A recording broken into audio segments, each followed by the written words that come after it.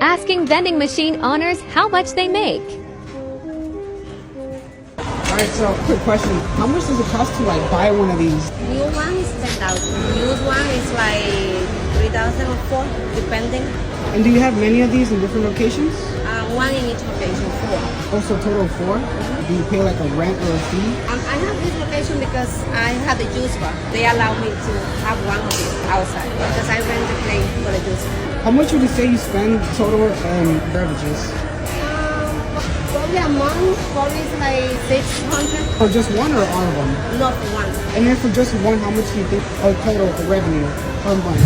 Like a week, probably like 700 a week. Then you have to take the money to buy the product. Probably it's like 2,000 a month. 2,000 a month for one vending machine?